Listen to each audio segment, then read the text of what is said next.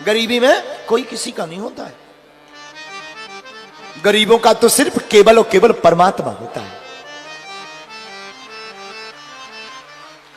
बन जाते हैं लाखों रिश्ते, जब पैसा पास होता है टूट जाता है वो रिश्ता गरीबी में जो सबसे खास होता है। कोई किसी का नहीं होता है। अनेक जगह से धोती फटी है सुदामा की, परधनी, लेकिन कभी मांगा नहीं। सुशीला की साड़ी भी जर्जर हो गई है, लेकिन कभी पति से शिकायत नहीं। सुदामा जी अकेले में जरूर रो पड़ते हैं। 4 बच्चे हैं, अन्न का दाना नहीं रहता। और गरीबी महाराज बहुत बुरी होती है, सबसे ज्यादा बुरी होती है। बरसात आती है तो गरीबों के घर पर आफत आती है, टप टप करके पानी बहने लगता है। बेचारे छिपते रहते हैं, आंखों से आंसू बहाते रहते हैं। गरीबों के घर का त्योहार ना, जिस दिन बढ़िया भोजन बन जाए उसी दिन त्योहार बना लेते हैं। महाराज मैं प्रार्थना करूं, आप लोग किसी का साथ देना या ना देना, तुम किसी की मदद करना या ना करना, हमारी आज व्यासपीठ से समूचे सागर के पागलों से प्रार्थना है, गरीबों की मदद जरूर किया करो। क्योंकि इनके दिल से जो पुकार निकलती ना, वो सीधी परमात्मा के पास जाती है। और दिखावटी नहीं, फोटो खिंचवाने के लिए नहीं, हृदय से किया करो, दिल से किया करो।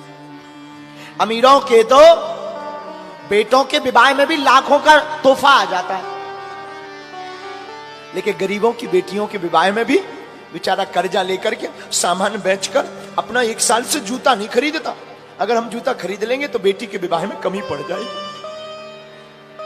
कपड़ा नहीं लेता बाप, वही पुराने कपड़े में काम चलाता। हम कपड़े ले लेंगे तो बारातियों को दिक्कत हो जाएगी।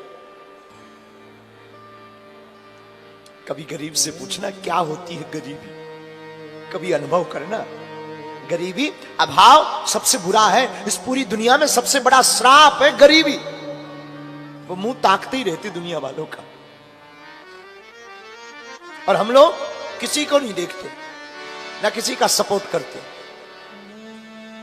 उसकी रातें बेचारी की कैसी गुजरती, गर्मी आती है बिना पंखा के गुजरती, बरसात आती है बिना छत के गुजरती, पॉलीथिन बांध बांध करके डाल डाल करके बेचारा अपना काम चलाता है। गरीबी सबसे खतरनाक। महाराज किसी और की घटना तो क्या बताएं, हम अपनी कथा में हमेशा हम अपनी घटना जरूर बताते हैं। तुम्हें हम किसी और के बारे में बताएंगे तो शायद तुम्हें भरोसा ना हो। हम अपने जीवन की बात बताते हैं कि हमने अपने जीवन में 8 से 10 वर्ष की अवस्था तक जो भोगा ना, वो लोग जिनके पास हम सहयोग मांगने जाते थे कि हमको वृंदावन जाना है, हमको 2000 रुपया दे दो, पढ़ाई करने जाना है, जब बाद में आएंगे हम आपके वापस कर देंगे। इसलिए नहीं दिए, ये लौटा नहीं पाएंगे, गरीब है। अब तो लाखों रिश्ते बन गए, अब तो लाखों नाते बन गए, अब तो लाखों अपने बन गए। वही जो कल तक 2000 रुपया उधार नहीं देते थे, वही आज बागेश्वर धाम के नाम से अपनी इज्जत बचा रहे हैं। लेकिन भैया कल तक कोई नहीं था, सब दिखावा है दुनिया, कोई किसी का नहीं होता।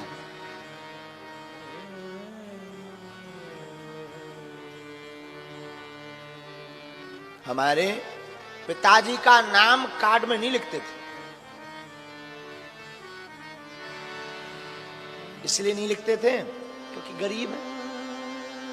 ये आएंगे तो फटे कपड़े पहन कर आएंगे, बेइज्जती हो जाएगी। जब परिवार में कार्ड आता था रिश्तेदारों का, हम अपनी माँ से कहते थे, माँ अपन को कोई निमंत्रण नहीं देता है। हमारी माँ कहती थी, बेटा इस संसार में निमंत्रण भी अमीरों को मिलता है।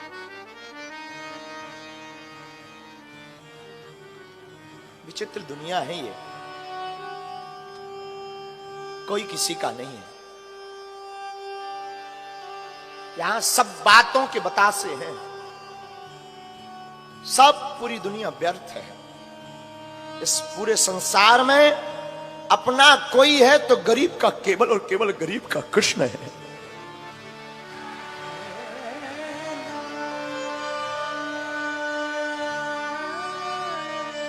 ठीक है, जीवन व्यतीत हो गया, लेकिन भूलना नहीं चाहिए। मैं आज भी एक एक पल अपने जीवन के गुजरे हुए याद है।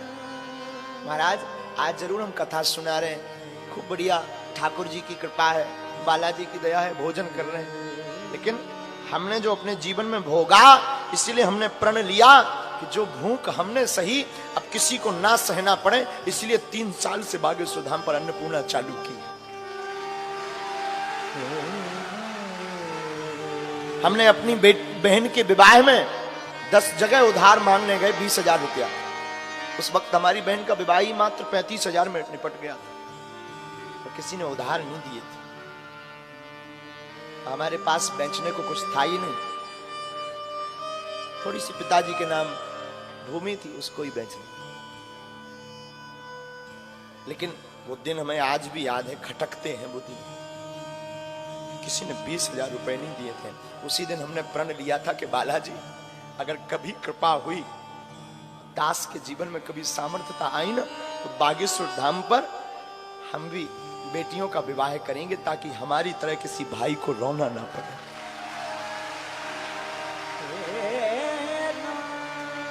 परेशान ना होना।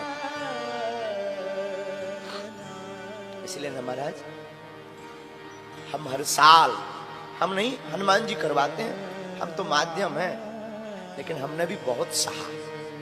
ये बात हम इसलिए नहीं बता रहे कि हम आपको अपनी बातों में फंसाना चाह रहे हैं, इसलिए भी नहीं बता रहे कि हम अपने जीवन की बात बता बता करके आपको इमोशनल करना चाहते हैं, बिल्कुल नहीं। हम आपको ये बात सिर्फ इसलिए बता रहे हैं कि हमारे जैसा नालायक, हमारे जैसा बिछड़ा और पिछड़ा व्यक्ति भी भगवान की कृपा पा करके यहां बैठ करके कथा कह सकता है, तो तुम भी उनको पकड़ लो।